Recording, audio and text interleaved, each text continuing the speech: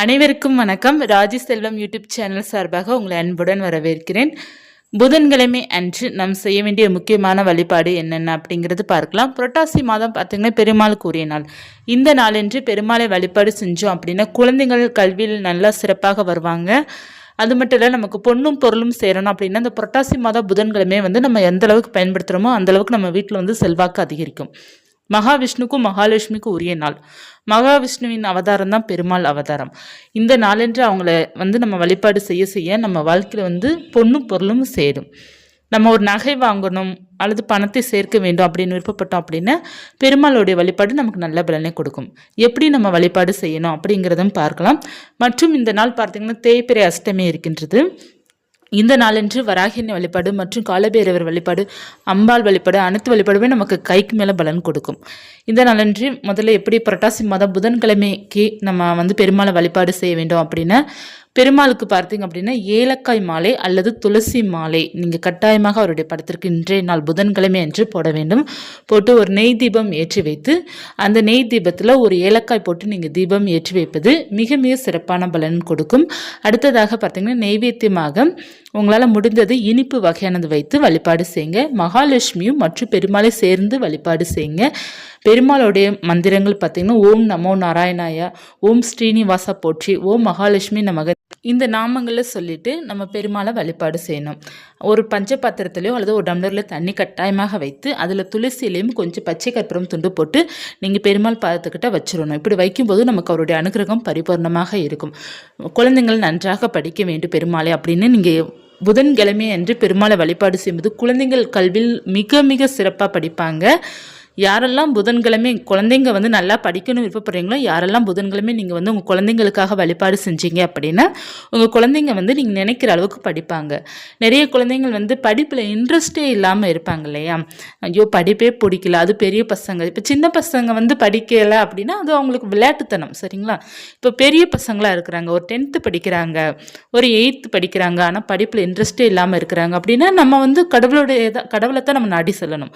ஏன்னா அவங்களுக்கு சொல்கிற புரியல அப்படின்னா நீங்க கடவுளை தான் நம்பி ஆகணும். ஒரு 10 வயசுக்குள்ள இருக்கிற சின்ன பசங்களுக்கு நம்ம என்னதான் சொன்னாலும் அவங்க விளையாட்டுத்தனமாக தான் இருப்பாங்க. நிறைய குழந்தைகள் சின்ன வயசுலேருந்தே மிக சிறப்பாக படிப்பாங்க. நிறைய குழந்தைங்களை பார்த்தீங்கன்னா சின்ன வயசில் படிக்கிறவே மாட்டாங்க, ஆனால் பெரிய பசங்களாயிட்டாங்கன்னா நல்லா படிச்சிருவாங்க. அந்நேரம் அவங்க அவங்களுடைய தாயார் தந்தை சொல்வது கேட்க ஆரம்பிச்சிடுவாங்க. ஒரு சில குழந்தைங்கள் சின்ன வயசில் நல்லா படிக்க ஆரம்பிச்சுட்டு வளர வளர வளர படிப்பில் இன்ட்ரெஸ்ட் இல்லாமல் போயிடுவாங்க. அப்படி நீங்கள் சொல்லி புரிய வைக்க முடியல, என்ன சொன்னாலும் பசங்க கேட்க மாட்டேங்கிறாங்க, பொண்ணு கேட்க மாட்டேங்கிறாங்க அப்படின்னு நீங்கள், அதுவும் முக்கியமாக பசங்க ஒரு டீனேஜில் வந்துட்டாங்க, ஒரு 15 வயசில் வந்துட்டாங்க அப்படின்னா அவங்க கேட்கல அப்படின்னா நீங்கள் கடவுள்கிட்ட மண்டிட்டு வழிபாடு செய்யுங்க. கடவுளே என்னை நான் சொல்கிறது என் பிள்ளை கேட்க மாட்டேங்குது, நீ தான் பார்த்தீங்கன்னா என் பிள்ளையை நல்லா படிக்க வைக்கணும், அவங்களுக்கு ஒரு நல்ல ஞானத்தை கொடுங்க அப்படிங்கிறது பெருமாள்கிட்ட நீங்கள் கேட்டீங்க. புதன்கிழமை நீங்கள் வழிபாடு செஞ்சுட்டு வந்தீங்க அப்படின்னா உங்கள் குழந்தை நிச்சயமாக அறிவு வளரும். அவங்க உங்கள் சொல் பேச்சை கேட்பாங்க. முதல்ல பேச்சு, நம்ம சொல் பேச்சு, ஒரு தாய் சொல் பேச்சை கேட்டாங்கனாலே பிள்ளைங்க படிக்க ஆரம்பிச்சிருவாங்க. அதுதான் பார்த்தீங்கன்னா இப்போ நிறைய பிரச்சனை, கேட்குறது கிடையாது. பிள்ளைங்க எப்போவுமே தாய் சொல்லியும் தந்தை சொல்லியும் டீனேஜில் கேட்க மாட்டாங்க. அவங்க எப்போ நல்லா வளர்ந்த பிறகு அவங்களுக்குன்னு எப்போ திருமணம் ஆகுதோ அப்போ தான் தாயோட அருமையும் தந்தையோட அருமையும் நிறைய பிள்ளைங்களுக்கு தெரியும், அது வரையே தெரியாது. ஸோ அந்த ஏஜில் பார்த்தீங்க அப்படின்னா குழந்தைங்களுக்கு பக்குவமாக சொல்லி நம்ம வளர்க்கணும். புரியல அப்படின்னா கடவுளுடைய வழிபாடு நம்ம செஞ்சோம் அப்படின்னா ஓரளவு நம்ம குழந்தைங்களை மீட்டு கொண்டு வந்துடலாம். கடவுளுடைய அனுகிரகத்தால் பிள்ளைங்க கொஞ்சம் புரிகிற அளவுக்கு அவங்க வருவாங்க. நிச்சயமாக ஆன்மீகம் நம்மளை கைவிடாது. அதனால் நீங்கள் புதன்கிழமை பெருமாளுடைய வழிபாடு செய்துட்டு வாங்க. மற்றும் உங்கள் வீட்டு பக்கத்துலேயே பெருமாள் ஆலயம் இருக்குன்னா விடாமல் போயிட்டு வாங்க, வாரம் போயிட்டு வாங்க. உங்கள் குழந்தைங்க நல்லா படிக்கிறத உங்களால் உணர முடியும். சொல் பேச்சு நிச்சயமாக கேட்பாங்க. ட்ரை பண்ணி பாருங்கள், உங்களுக்கு சீக்கிரமாக நல்ல ரிசல்ட் கிடைக்கும். அடுத்ததாக பார்த்தீங்கன்னா தேய்பிறை அஷ்டமி வராகின வழிபாடு செய்வது மிக மிக சிறப்பானது. உங்களுக்கு கடன் பிரச்சனை தொல்லைகள் இருக்குது, எதிரி தொல்லைகள் இருக்குது அப்படின்னா வராகி அன்னைக்கு ஒரு மிளகு தீபம் ஏற்றி வைத்து வழிபாடு செய்வது ரொம்ப நல்ல மாற்றத்தை கொடுக்கும். அப்படி இல்லைன்றால் நார்மலாக நல்லெண்ணெய் தீபம் ஊற்றி சிவப்பு திரி போட்டு தீபம் ஏற்றி வைத்து ஒரு மிளகு சாதமோ அல்லது கல்கண்டு சாதமோ வைத்து அவங்களுடைய படத்திற்கு செவரளி மலர்களோ அல்லது வாசனை மலர்களோ போட்டு நீங்கள் வழிபாடு செய்யணும். அதே போல் தான் காலபைரவருக்கு உரிய நாள் தான் தேய்பிறை அஷ்டமி. தேய்பிறை அஷ்டமி என்று பைரவருக்கு நீங்கள் வந்து செவ்வரளி மலர்கள், பைரவருக்கும் செவ்வரளி மலர்கள் தான் உகந்த மலர்கள். அவங்களுக்கும் அந்த மலர்கள் போட்டு அவங்களுக்கும் மிளகு தீபம் ஏற்றலாம். அப்படி இல்லைன்னா நீங்கள் நார்மலாக நெய் தீபம் ஏற்றி வைத்து அல்லது நல்லெண்ணெய் தீபம் ஏற்றி வைத்தோ நீங்கள் வந்து வழிபாடு செய்யலாம். பூசணிக்காய் தீபம் ஏற்றலாம், தேங்காய் தீபம்லாம் ஏற்றலாம். இது நீங்கள் பக்கத்தில் கோவிலுக்கு போனீங்க அப்படின்னா நீங்கள் ஏற்றலாம். அப்படி வீட்டில் இருந்தபடியே பார்த்தீங்க அப்படின்னா நீங்கள் சாதாரணமாக அகல் விளக்கம் ஏற்றி வைத்து நீங்கள் வந்து காலபைரவரை வழிபாடு செய்யலாம். காலபைரவர் படம்லாம் இல்லைன்னா நீங்கள் விளக்கு மட்டும் ஏற்றி வைத்து வழிபாடு செய்யலாம். பொதுவாக பார்த்தீங்கன்னா காலபைரவர் படம் வந்து வீட்டில் யாரும் வச்சுருக்க மாட்டாங்க. சொர்ண ஆகர்ஷண பைரவர் தான் வச்சுருப்பாங்க. சொர்ண ஆகர்ஷண பைரவர் படம் இருக்குது அப்படின்னு ஒரு தீபம் ஏற்றி வைத்து வழிபாடு செய்து பாருங்கமே, உங்களுக்கு செல்வங்களும் அதிகரிக்கும், கடன் தொல்லைகளும் நீங்கும். முக்கியமாக தேய்பிறை அஷ்டமி அன்று நம்ம வழிபாடு செய்ய ஆரோக்கியம் கிடைக்கும், கடன் தீரும், தொழில் நஷ்டமாக போய்கிட்டு இருக்கு, நல்ல ஒரு லாபமே கிடைக்க மாட்டேங்குன்னா லாபம் அதிகரிக்கும்.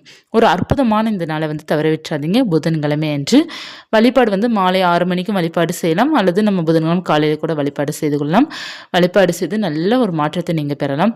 புதன்கிழமையே வந்து பெருமாளோட வழிபாடு செய்கிறீங்க அப்படின்னா மாலை 6 மணிக்கு வழிபாடு செய்து பாருங்கள், கைக்கு மேலே பலன் கிடைக்கும். பச்சை பேர் இருக்குது பார்த்தீங்களா, பச்சை பேர் தீபம் ஏற்றினா கூட குழந்தைகள் நன்றாக படிப்பாங்க. அது வந்து புதன் ஹோரையில் ஏற்றணும், சரிங்களா? புதன் ஹோரையில், அதாவது புதன் ஹோரை எப்போ வரும் அப்படின்னா இரவு 8 to 9 வரும். அந்த நேரம் ஒரு கைப்பிடியில் பச்சை பயிரை எடுத்துட்டு அதில் வந்து ஒரு அகல் விளக்கு ஏற்றி வைத்து அந்த பச்சை பயிர் வந்து நீங்கள் பறவைகளுக்கு தானமாக செய்துட்டு வந்தீங்க அப்படின்னா குழந்தைகள் சிறப்பாக படிப்பாங்க. ஏன்னா அது வந்து புதன் பகவான் கூறியது பச்சை பயிர். அதனால் பச்சை பயிர் தீபம் ஏற்றணும் அப்படின்னா குழந்தைகள் அறிவாக வளருவாங்க. இந்த நாளை பார்த்தீங்கன்னா குழந்தைகள் கல்விக்காக நம்ம வழிபாடு செய்ய வேண்டிய ஒரு முக்கியமான நாள் புதன்கிழமை. புரட்டாசி இருப்பதனால் மிக சிறப்பானது, பொன்னும் பொருளும் சேர்கின்ற ஒரு அற்புதமான நாள். ப்ளஸ் நமக்கு தேய்பிறை அஷ்டமி இருப்பதனால் பைரவர் வழிபாடும் வராகினி வழிபாடும் உங்களுக்கு நல்ல மாற்றத்தை கொடுக்கும். இந்த தகவல் உங்களுக்கு உபயோகமாக இருந்துச்சுன்னா லைக் பண்ணிக்கோங்க. இது ஆன்மீக தகவல் தெரிந்து கொள்ளணும் ராஜி செல்வம் யூடியூப் சேனலுக்கு சப்ஸ்கிரைப் பண்ணி வச்சுக்கோங்க. மீண்டும் ஒரு தகவலை சந்திக்கிறேன். நன்றி.